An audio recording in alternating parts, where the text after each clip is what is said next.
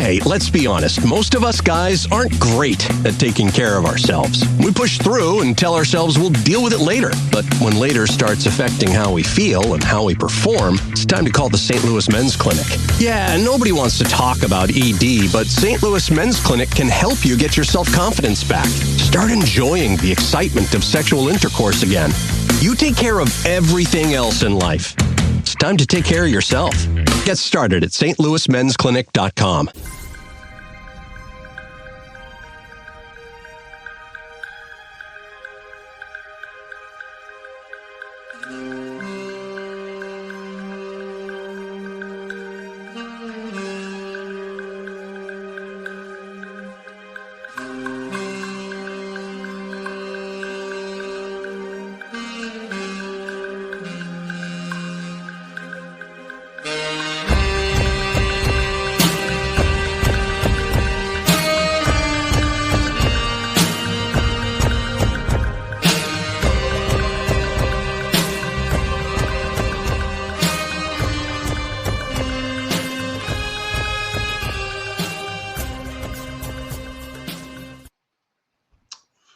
Hello, everybody. Welcome to Pod Maverick After Dark. This is Kirk Henderson and Josh Bowe. We are coming to you a few minutes after Luka Doncic returned to Dallas for the first time since the coward Nico Harrison traded him in the middle of the night.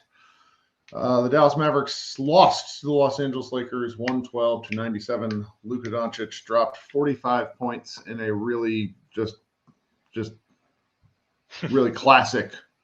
I mean, if you think of like a stereotypical Luka performance that has like, this is great. And I really, Josh, how you doing? I'm good. I feel like an idiot. I didn't tell you this in the pre-show. I think you're using the wrong microphone. Oh, I'm so sorry. But we can fix that mid-show. Yeah, you're fine.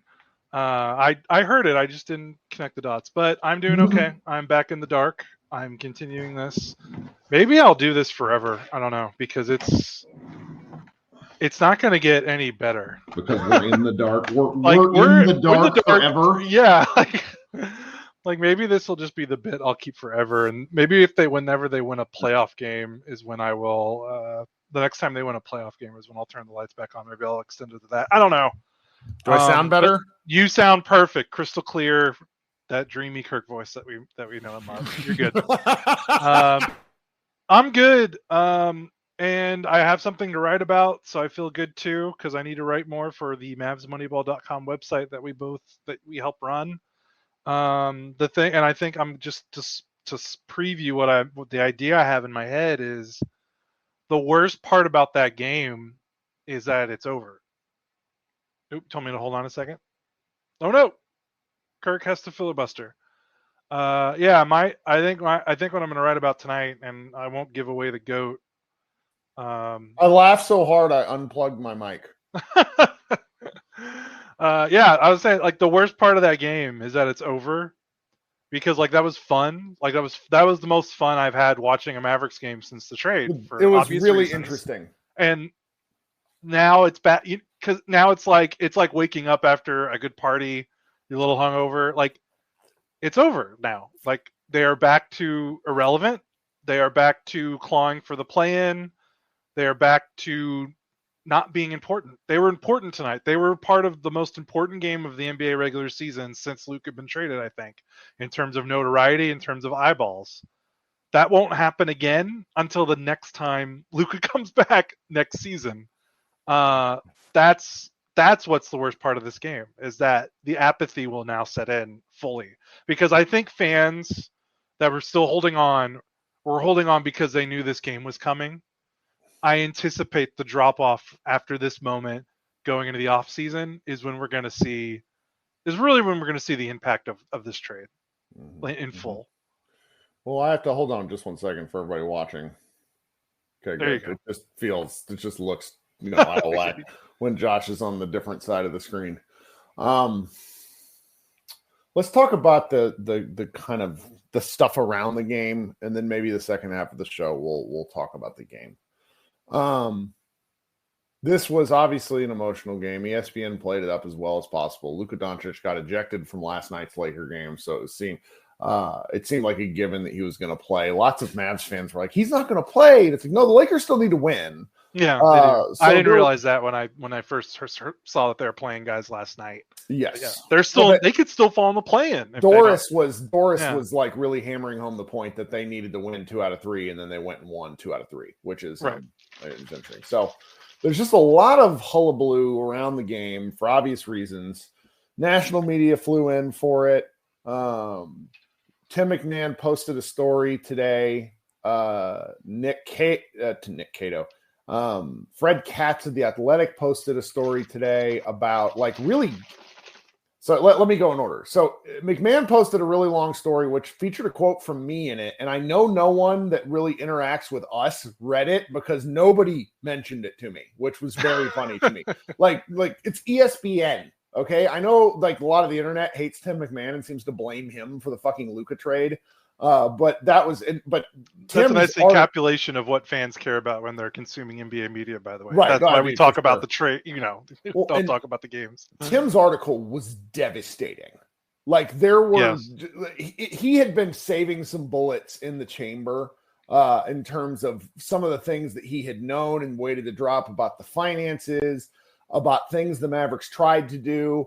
In terms of like basically making this like a welcome home game for Luka, and the Lakers were like, absolutely not. So was Luka's people. Like really petty stuff that lets you. And granted, I'm saying sort of this without all the facts because we'll never know all the facts. But there's when you understand that the Mavericks are a small business, there has been some hightail reversal of oh fuck, what have we done going on from a business level here. And I can't help but think that some of this stuff comes from the top of Nico Harrison attempting to get everybody to try to find ways to save face.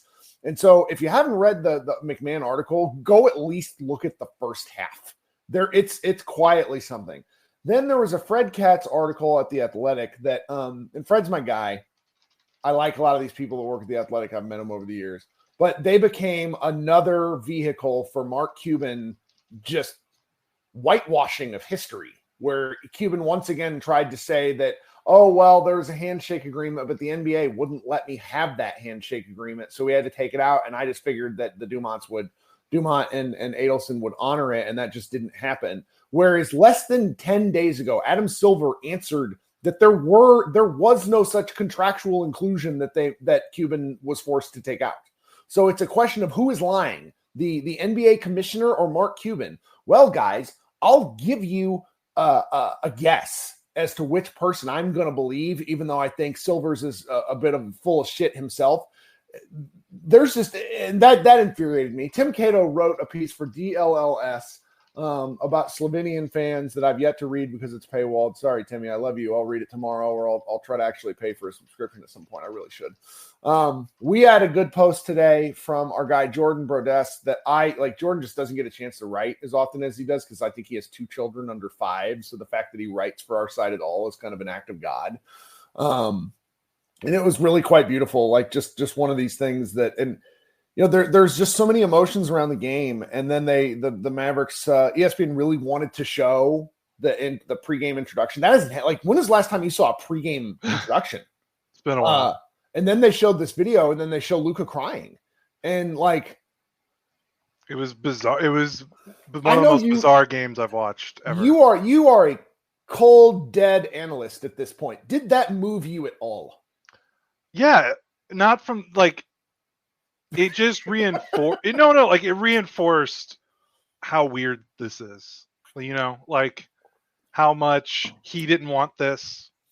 The community didn't want this. It was the perfect encapsulation of why this hit as hard as it did, and why this felt so. Like there was a lot of people saying, "I've never seen a game like this before." That's because we've never seen a trade like this before, nothing. Right? So it's not surprising that you're in this weird environment. Because we're ever since the trade, we're in uncharted waters. This is literally never a player as good as Luka has never been traded his age unwillingly, ever. And I struggle to find comparisons to other sports. Like we are getting close to this might be legitimately the worst trade in professional sports, not just the NBA. And so it's just weird. And so when you saw that reaction, it's like, yeah, this was weird. We aren't. It was a reminder that we're not overreacting when we've been talking about this for about 2 months. Seeing Luka's reaction before when he got introduced was a reminder. Yeah, this was a big deal, and we're not overreacting. Like, yeah, this is as effed up and as crazy as we made it out to be. And so for me, I'm watching this at my son's basketball practice. I had to kind of go watch it by myself because I was like, I mean, look, guys, I'm always pretty straightforward about what's like going on in my personal life, just because I can't. I'm pretty good at like walling stuff off. Like, my dad was obviously in hospice when we were doing podcasts. Nobody really knew about that till after the fact. But the way I feel inside is all completely mixed up with my dad, and like all this stuff together, it's just so many fucking feelings. And as I'm watching this and we're watching the game unfold, all of the incandescent white hot rage that I feel it's justified. It's right. Justified. Yes. Good word. Justify. That's a great word to sum And it was so weird. The first half of the broadcast, Richard Jefferson was trying to play the both sides of this. And as the game went on, as AD had 4 points in the first half, we'll talk about the actual game in a little bit, guys, I promise. And Luka had 31. I need new adjectives to just like other than stupid, because this has transcended stupid. Before the game, Mac Engel, I think he's still with the Fort Worth Star-Telegram. Yes, he is. Old school takesman of the Dallas-Fort Worth area. My former colleague. Just really? Kidding. No, I mean, I freelance for the Star-Telegram. Oh, that's right. I knew that. I'm being cheeky.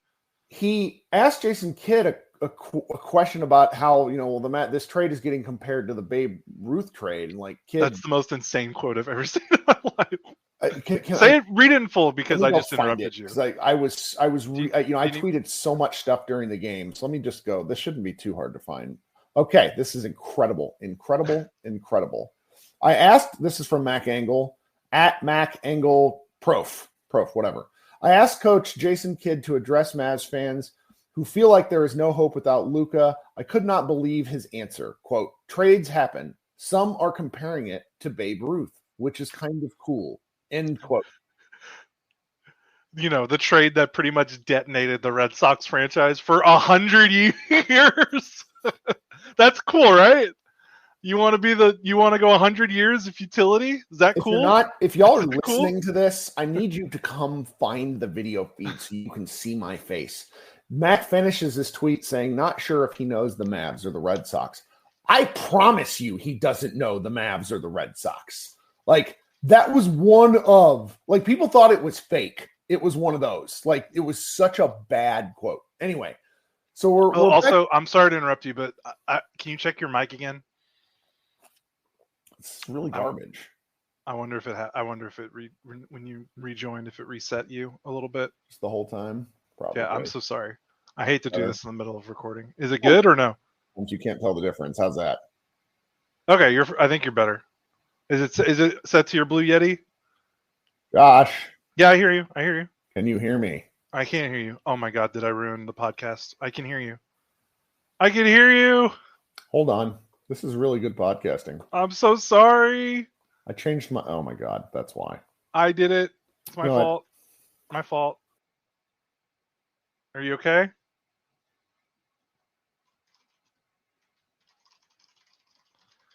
Uh-oh. Can you hear me? Oh, he's gone. All right. I blew it. I feel like Billy Madison. You blew it. He was fine. It just didn't sound. All right. Hello. This is great podcasting. You sound much better now. I'm so sorry. I shouldn't have mentioned it. My external. It's just me being dummy. It's. We'll figure. I'm so sorry, guys. No. I shouldn't have interrupted you. I shouldn't have interrupted you. That's my fault. Sorry, guys. I'm just gonna leave all this in because I don't even care anymore. I'm sorry. No, it's good. It's funny. People don't care. How often do we have actual snafus on this show? We've recorded 1,200 episodes, and we have not had many. It's actually pretty good. Yeah, so it's like one of my buddies was like, I didn't record my show the other day. I just went on and I was like, well, we never record. We always go live. So it's just straight here. So it's just, the before game stuff was really something, and the emotions around it all were really something. I just I really have to give it up to the Mavs crowd. It was Tyron. I'm looking forward to Tyron. I hope you stick around for the after show. You can come tell me what the game was actually like. I'm looking forward to people telling me. But the Fire Nico chants were clear, crystal clear on the ESPN broadcast. Mike Breen had to address it, and that doesn't happen. Negative things, they just tend to move on. And you and you have a little bit of an interesting conspiracy theory that we think that Nico has complained to ESPN about some of the coverage on this trade. No, didn't that come out? Wasn't that reported? That wasn't a conspiracy? No, it's been whispered about. Okay. I've not been able to confirm anything. Didn't Ethan Strauss have that in a story he posted or something? Or am I going nuts about this? Am I revealing the goose here? I think he was looking into it and then he couldn't confirm it, so he didn't run it. Oh, okay. I'm sorry. All right. That's okay. No, I mean, we've all heard stuff though, like that. This is the thing. Like, there's a lot of I would believe it all. Right. And it's just like nobody wants to go on the record. That's neither here nor there. Nico was at the game. I had a source, look at me sourcing. Tell me that he was told by security that he should avoid the game. And so I went with it, and of course ended up being wrong the one time I actually go with something. He was at the game, but he stood in the tunnel. I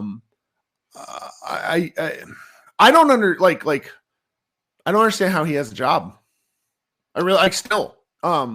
Yeah, when you watch that combined with the fact that the financials are bad, which is real what bad. Tim McMahon's story hinted at, what said it's the dozens of millions that the Mavericks have lost, mostly in sponsorship deals since Luka's left. Because the sponsorship stuff, I've heard some stories. You actually had one, and that we're not going to tell the company. Yeah, I can't. I can't say it because I don't want to get someone in trouble. We know of a specific company that was that called them the night of and was like, "We want our money back," and it's real. And this stuff is around the Dallas area. It's really something, guys. And we said this the night of the trade. They fucked with everyone's nut. Like you talk about to pull a Step Brothers reference. And here's what I'll tell you, fan 123.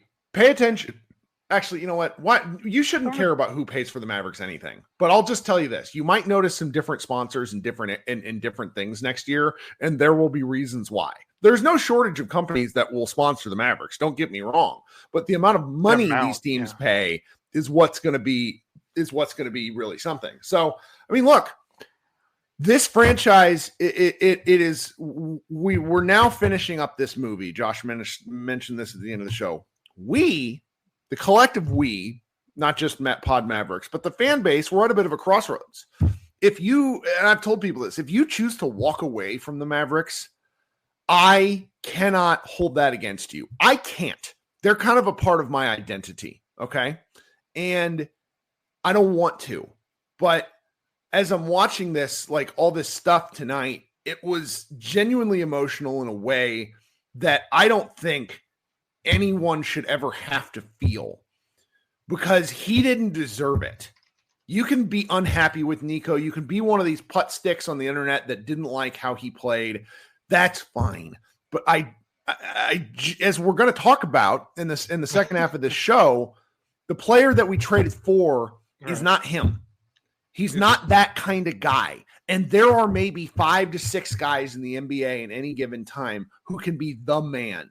And we traded one away and also got a bad deal in the trade. Yeah, that's the thing. It's bad enough to trade Luka, and then you trade him for this. Yeah. And that AD is a two-way player, if by you mean he sometimes plays basketball and he sometimes doesn't. That's the definition of Anthony Davis, two-way player. All right, do we have anything else before we should take a short break? Well, no, I don't know. No, go. Well, I was going to say, if we're going to talk more about the game after the break, we need to talk more about – I wanted to just highlight more of the atmosphere around the game. Sure, please do. It was more than just the Fire Nico chants. They were still cheering for the Mavs, and when they went on runs and took the lead in the fourth quarter, the building was cheering for the team. So it didn't get as bad as I think some speculated, like that they might not even be cheering for the team. They were cheering for the team, but they were. Otherwise, it did feel like a Lakers home game. Like not just Luka making shots, like just Lakers good plays were loudly cheered in a way that part I don't think I was anticipating as much. Because me and you talked in Slack before the game, and you're like, this game cost people literally thousands of dollars, some people, to get into this game. You're probably not going to spend $1,500 on a ticket to protest or shit on the Mavs. You know what I mean? Yep. So I was wondering, like, how rowdy would it get in terms of favoring the Lakers? And they kind of walked both sides pretty well, because they didn't boo the actual Mavs. They did chant "Fire Nico" during some Mavericks free throws, and I hope to God a player doesn't open their mouth during the post game availability, because that's just going to make it worse. And I do feel, it's not the players' fault, so it does suck for them. It's not, at the same time. I hope, but also, I hope the players keep it to themselves in the post. Yeah, keep it. Yeah, they just don't add fuel to the fire. Go be a millionaire and be fine.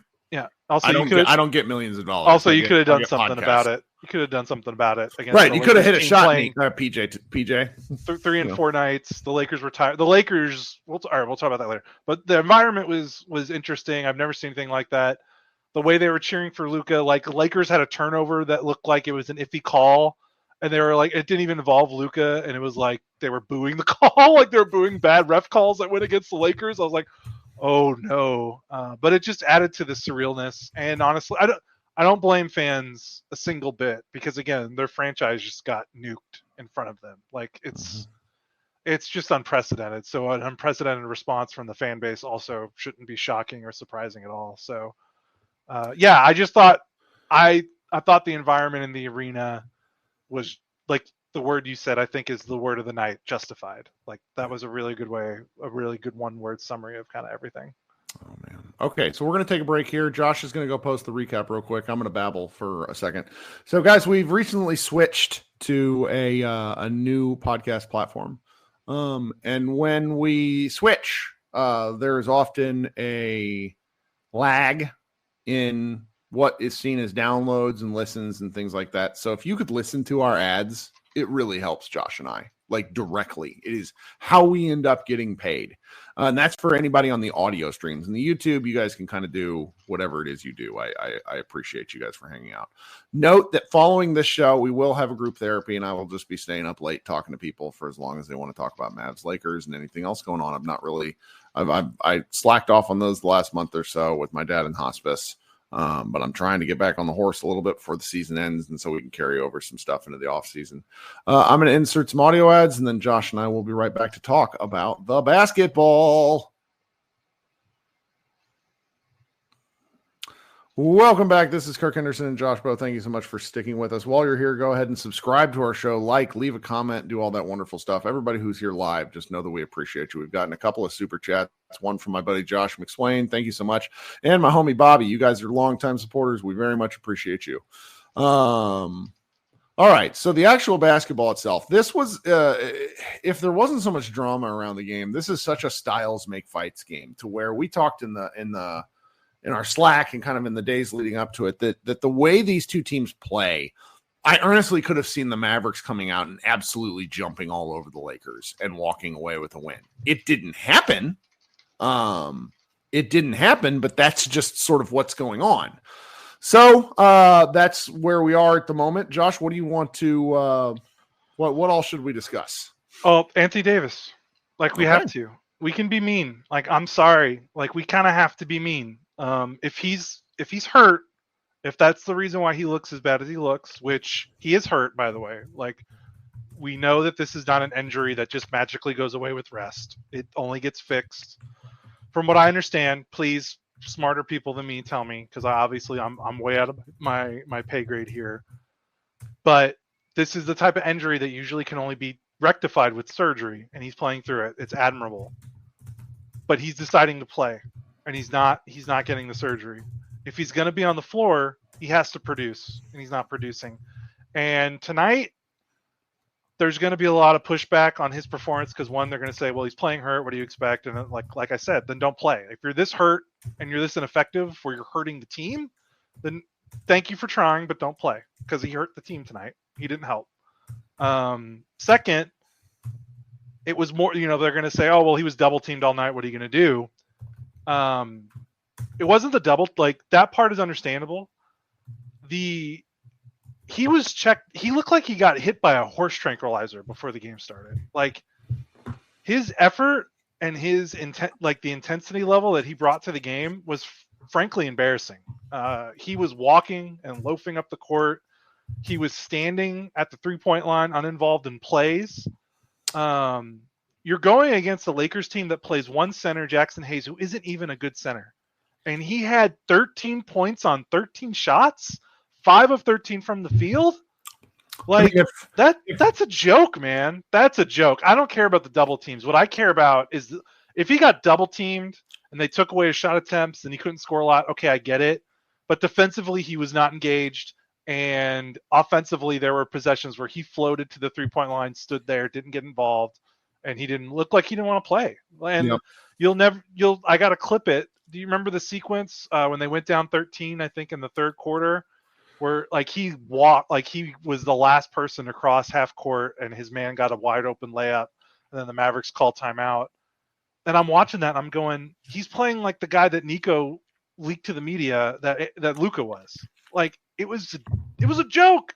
Like if that's your best player, because by the way, he's the best player. I mean, you could think maybe Kyrie is, but like they are talking about him like he is the centerpiece now of the team that they're building around. He is the center of the team now. That's your best player?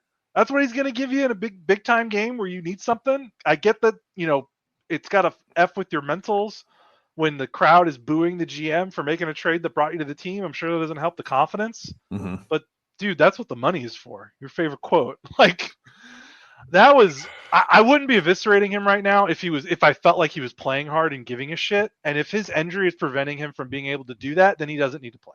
Let's get on with this portion of it. And he needs to, because look, if you're a hater, and I was talking with our friend Wupo, who's in the chat right now. We were talking during the playback, which if you're ever bored and want to watch a game live with friends, playback is really fun. I'm being too hard on Anthony Davis. Like just as a general rule, I'm being too hard on Anthony Davis. But Anthony Davis had an opportunity to do something tonight to show that it's not just the Luka Doncic trade. It's the Luka Doncic for Anthony Davis trade. And he didn't. And I think my overarching problem, and I was at my son's basketball practice. I briefly chatted with this coach, this guy I'm getting to know. And I told him, they asked me what the score was at halftime. And I told him it was like Luka scored 31. And I said, the real problem with AD is not that he's bad or anything like that. It's that he is not the guy. He's not 1A. He's not. And he will never be, which is why he probably would have worked quite well with Kyrie. But Kyrie's also not a 1A at his age and his size. They're both players that the best moments of their careers have happened when they were the sidekick. Mm-hmm. And indisputable. And what do you do? Because this is why, like me, I'm just so pro. Like if I'm him, I might ask for a trade. Why do I want to be associated? Why do I want to be here? Like I will, and also here's the other thing: I wouldn't hold that against him. No, it's not his fault. He should get away from this mess. He should get away. He is good. He's being a good soldier. Yeah, he is, and he's doing his damnedest. But he is. It's just like Nico. Like he's not going to win here. Mm-mm. Like even if they play, like what's it going to be? Mm-hmm. And this is why I think the Mavericks just need to hit a hard reset button. Nico Harrison needs to be fired immediately. We know the owner's not going anywhere, but if you read Tim McMahon's story today, you also know that people around the league know, and apparently Dumont's pretty fine about this, that he's not the basketball guy and doesn't really have an interest in being a basketball guy. He's an administrator. And that's okay. Like he says all this stuff, but this is why it's like some of the things Dumont said has been so infuriating, because it's like he's getting talking points from Nico, and Nico is providing him shitty talking points, And so it's like what there's The Chosen One asks, Kirk, what could AD get back in the trade? We'll probably talk about that down the line. I don't really have any thoughts at the moment, but it's just there's not really a win for him here. And his best games were one where he got injured and one where he was hitting jump shots. Against the Atlanta Hawks. Performances have been mostly mediocre. Yeah, and if he's hurt, don't like, I get it. And you tried. Like, it's okay to come back and try, but now it's like, I mean, and there's a part of it where he kind of has to play because of like everyone's hurt. I'm sure that's part of it too. But like, dude, they talked him up. They gassed him up before he came back. By the way, like don't forget about AD. We got a top 75 player coming back, and AD was like, "I'm top 75. When I come back, we're gonna be rolling." Like, maybe don't run your mouth if you're not 100% physically capable of backing it up. That's right. It's just and and what's mostly disappointing is it's just the way AD plays basketball. In a different era, he might have fit, but as the game evolves with more space, his game is just not it. Like offensively, some of his attacking of the basket is gross. I still think he fits, just not as the centerpiece of your team. Like, I mean, he won a title like not that long ago as a number 2. Like, sometimes that's what guys are best at. Like, I don't think that's. I don't know. I don't think that's too much of a knock if you get the hardware to back it up. Like, he won a title. LeBron was the best player on that team. That's okay. It's freaking LeBron. Like, so let's talk about let's kind of slightly move on from AD though. And yeah, we gotta talk about the game. What did work for the Mavericks? Because they played some stretches of basketball where the Lakers didn't have many answers. You saw the moments where the size mattered. Daniel Gafford, especially, I thought was the best player on the floor for the Mavericks. Mm-hmm. His activity and his energy, I think, made a difference. I don't know why he played 15 minutes. I actually think that's the reason they lost the game. When Gafford was in to start the fourth quarter, that's when the Mavericks took a 2-point lead about 2 minutes in. Then he went out. Derek Lively came back in, who, very sad, because you won't find a bigger Derek Lively super fan than me. Maybe you too. I think we're like co-chairs of the Derek Lively fan club. Derek Lively, he does not look. He's not himself. Like, mm-hmm. He's clearly. He was a plate of fried chicken tonight. I've never seen him like that. All. Yeah. He was. This is his stat line, boys and girls. 15 minutes, 3 of 3 from the floor, 1 steal, 1 turnover, 3 personal fouls, and a -17. He was useless. Luka lit him on fire. LeBron put him into the basket. It was rough. Sorry. Yeah. He doesn't look right. If Gafford would have finished the fourth quarter, which I think the Mavericks actually might have won this game. Interesting. I mean, I don't know if they would have won, but they would have at least kept it a 1-possession game, into the clutch longer than what happened. You know what I mean? Because he was really the only positive thing they had going tonight. He had a couple of unbelievable back-to-back blocks. I think it was the end of the first quarter. He was the only one that looked like he was playing with a fire up his ass. You know what I mean? Like, everyone else was sleepwalking besides maybe him and Najee Marshall. Mm-hmm. And he was the only one also that was taking advantage of the Lakers' size. I mean, hell, he scored on a post up on Luka. Like, I don't think like 8. And that was not to go back to AD. He had post ups against non-bigs where he passed the ball out before the double even came, and I was just like, dude, you don't want it tonight. Like, that was very discouraging. But yeah, Gafford was good. That worked. Najee was great. He started at point guard. He was literally the only reason why this game wasn't a 20-point blowout at halftime, because he was kind of almost not matching point for point, but moment for moment, he was keeping the team in the game. He hit 2 threes, which is big for him. I thought it was important for him to score well when playing, because that's been the thing since Davis has come back. He has averaged about 10 points per game in the games with Anthony Davis playing. So they have to figure out, okay, like, we can't. He's our best scorer besides Davis. We cannot neuter him. So, like, Najee was sick, man. But he was great. Yeah, he looked more like the Najee in March before Davis came back. So that's the one thing you take from this game. Is it like, okay, they were able to play Najee and Davis both 35 minutes, and Najee was able to get cooking. Of course, Davis needs to get going for this to work, but that's the big thing. Like, can they get Najee rolling even with this double big lineup?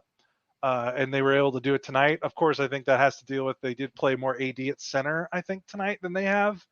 in a while, that's kind of what's going to have to happen. Like they're going to have to do that more than Davis wants, so, but otherwise, like you look through, like, the Lakers didn't even play well. Like they looked like a tired team. Luka played well.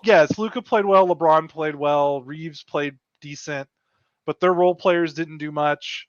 Rui Hachimura had a minute or two, and they good. just needed these spurts where they could bury the Mavericks. But and they were given that game on a plat. Like there were multiple opportunities where they were like, Mavericks, please take this game, and the Mavericks did not. The Mavericks outshot them from the field and from three. The Lakers only made 3 more 3-pointers, which I think when you consider these teams' rosters and how they play, that's a win. That the Lakers were only +9 in made 3-pointers in terms of 3-point points. But dude, the Lakers had 15 offensive rebounds and the Mavericks had 9. Like the Mavericks lost the class thing for against the team roster. And Lakers are on 3-and-3 nights, and all these guys played most of those 3-and-3 nights. Like that's the game. Funny. I got into an argument,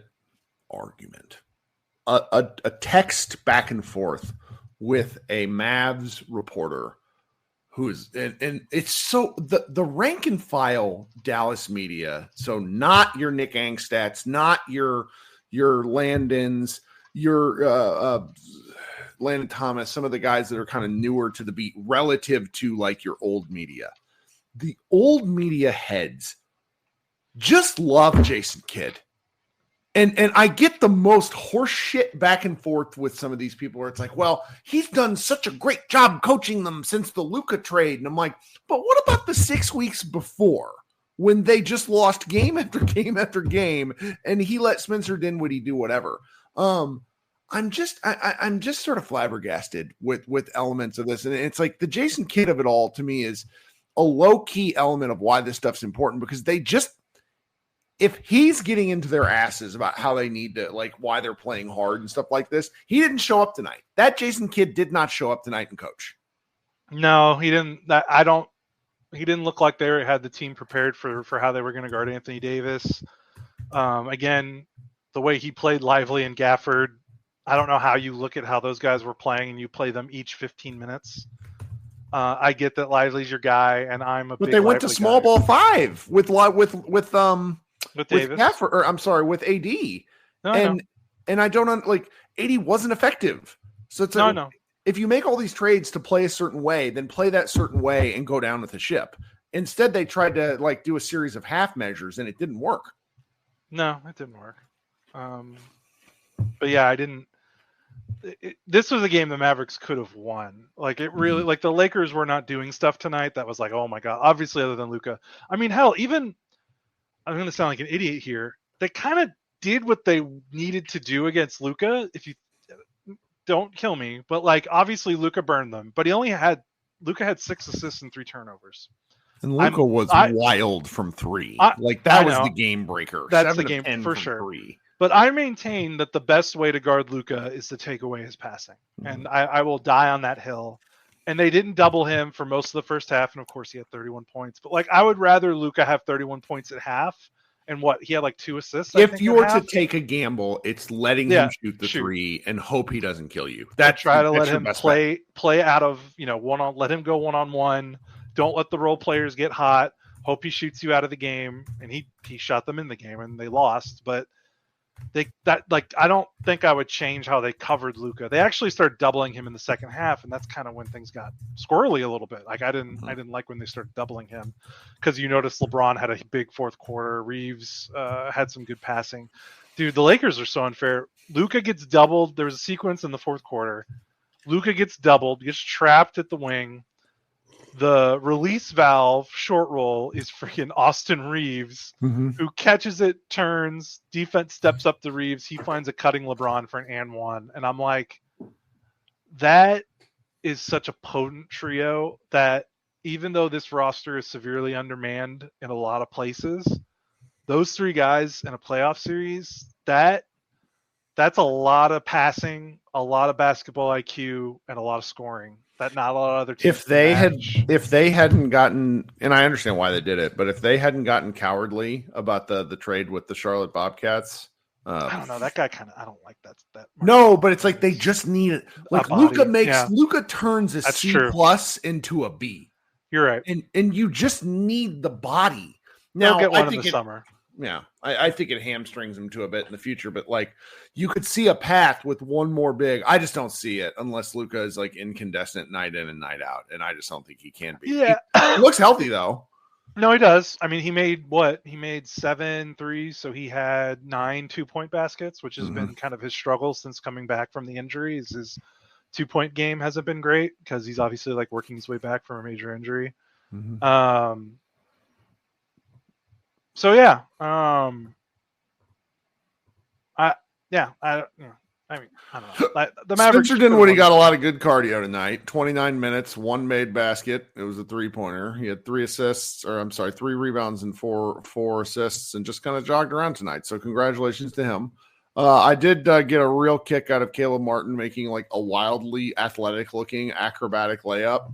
It's not something from like he's just not Max Christie also had some Max Christie moments, and I mean that in a way where I was like, oh, okay, there's the guy. There's the guy who has done some interesting stuff for us, but I still don't know what to make about him. What, with Dinwiddie? No, with Max Christie. Oh, Max Christie. I don't know what to make of him other than he's okay. A young player. I think his initial burst was like the top, like kind of the top end of what you could expect, and maybe that skewed the expectations a little bit. You give me 15 points and 5 rebounds a night, I'm at from that's from a second round pick, for sure, young player. His defense is a little overrated. I think he's just a little out of control. Is what I think he is. He needs more seasoning, is what I would say on the defensive end. Which, that's fine. He's a young player. Like, he's probably the one, but like he is not. He's not the kind of young talent, though, that's going to like change the trajectory of what is going on here, which I hope fans don't put that on him because he kind of has to have it. Like just because fans are grasping for something to hold on to, I do worry that people are going to build him up in their head that he's like, okay, well, the team is kind of ruined with this Luka trade, but Max is the next, he's the next guy. And it's like, I don't know, like just let him be him. It's kind of what happened with Josh Green when people were just so excited that they had a draft pick that wasn't Luka, first round pick that like was kind of doing stuff because the team outside of the Luka Brunson draft picks has been so bad in the draft, up until that point, that they kind of put all their hopes and dreams onto him and kind of sometimes wouldn't let him develop at his own pace. Right. Again, like I just hope there isn't an expectation level with Christie that's like a little bit too much because he's fine. He's doing great. Well, and Brian Windhorst has made it a whole thing this last couple of days. And we're going to call him friend of the pod, Brian Windhorst, because I met him and I like how theatrical he is, but he's been really going in on the Mavericks for not getting Austin Reeves. And again, we don't want to circle back to the trade, but it's just, it's such a bad trade. It's a bad trade. Like, it's such a bad trade, brother. I don't know. So is there anything else? Because otherwise we'll get on to another show. And, look, like, I'm just going to be candid with our audience here. I sort of feel like Josh and I could have done some more to, like, play up elements of this. Like, our friends at Locked On Mavs, like Nick had a live show last night, and there's some shows that are still recording that are really still pumping into the feeling of this because there are people that want to commiserate, and I just haven't had the gas. Like, I start writing something. I have written the Mavericks need to fire Nico Harrison piece like 6 times. And then I just delete it because I don't like it. And I don't know what the point would be. Because I don't know if they're gonna, at least not in a way that would be like satisfactory, because, the dirty part about all this, guys, is when it comes to sports, there sometimes is no justice. You just have to live with this. And, the arc of history might bend towards justice, not for sports fans. Yeah. For whole franchises that have never had anything like we've had. And I am just sort of wrestling with the fact that this might be the end for how we've known it. And what does that mean moving forward? And I don't want to be the constant. I was a beacon of negativity for a real long time. because the Mavericks were fucking stuff up. But we're past the Rubicon now and in some really uncharted waters for anyone that wasn't a fan before 1998. Yeah, we are. So, yep, it's yeah. So I think I'm going to host a group therapy here if anybody wants to hang out and stick around. If you're listening on the audio stream, that will go up at some point on Thursday, probably in the afternoon. Josh and I will be back on Friday. We only got, the Mavericks only have 2 games left. They're not 400, so they're going to finish under 500. I'm pretty sure the Mavericks are locked into the 10 seed. So shout out to whatever jackass. It's not fair. It's probably not their fault. Whatever person in marketing was like, you know what? We're guaranteeing you, season ticket holder, a seat at the Mavericks playing game in Dallas, which will never happen now. So, Josh, you got anything else before we go? No, you're doing a live show? I am. I'm going to post the link. Yeah, you get to it then, buddy. Second. Guys, we're actually going to have stuff at Mavs Moneyball. So please head over there tonight. Josh is going to write something. We have like 6 people turning stuff in. And we have some really lovely ideas. Meta is going to post something overnight. She's just the best. She's like clockwork every week. A consistent colleague is a great colleague. Just everybody know that. Love those people. Josh, we look forward to what you're writing. We'll talk soon. Okay, guy? Yep. Sounds good, buddy. You have a fun live show. Kirk Henderson, Josh Bowe, Pod Maverick After Dark. The Luka era is officially closed. It is time to move on now, and we're going to be moving on. We'll see you guys soon.